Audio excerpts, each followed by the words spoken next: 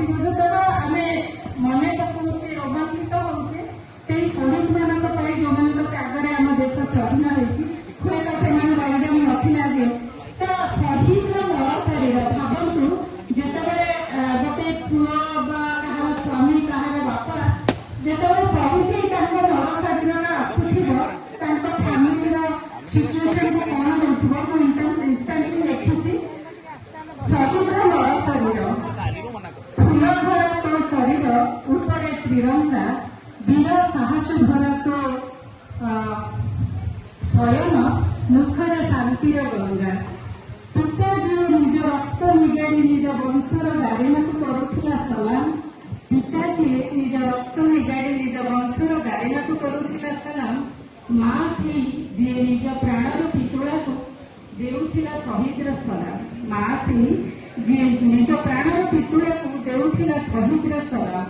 ଭଉଣୀ ଯିଏ ନିଜ ଜୀବନର ଦେଖୁଥିଲା ଶ୍ରାବଣର ପତ୍ରଝଡ଼ା, ଲୁହ ପ୍ରଭାବର ହୃଦୟରେ ସିଏ ବି ମାନୁଥିଲା ତା ରାକ୍ଷୀର ଅବାପତା।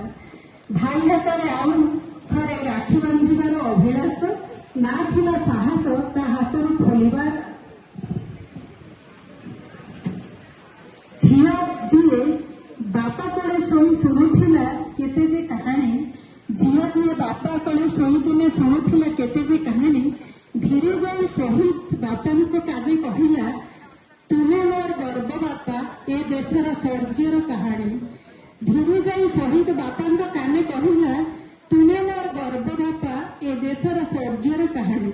ସେହି ଶହୀଦକୁ, ସେହି ବାପା ମାଙ୍କୁ ଆମ ସବୁଙ୍କ ପ୍ରଣାମ, ଯିଏ ଉତ୍ସର୍ଗ କରିଛନ୍ତି ନିଜର ସର୍ବସ୍ୱ, ଯାହାଙ୍କ ରକ୍ତରେ ଏ ମାଟିର ମାଟି ହୁଏ ଶକ୍ତ, ଯାହାଙ୍କ ତେଜରେ ହିମାଳୟ ବି ମଥା ନୁଏ, ଗଙ୍ଗା ପବିତ୍ର ହୁଏ, ଯାହା ଆଗରେ ଫିକା ପଡେ ପବନର ଶକ୍ତି, ଆଉ ଯାହାଙ୍କ ବୀରତ୍ୱରେ ବଢି ଆମ ତ୍ରିରଙ୍ଗାର ଶକ୍ତି, ଯାହାଙ୍କ ବୀରତ୍ୱରେ ବଢି ଆମ ତ୍ରିରଙ୍ଗାର ଶକ୍ତି। ଜୟ ହିନ୍ଦ, ଜୟ ଭାରତ, ବନ୍ଦେ ମାତରମ୍। ଏବେ ଅରବିନ୍ଦ ସାର୍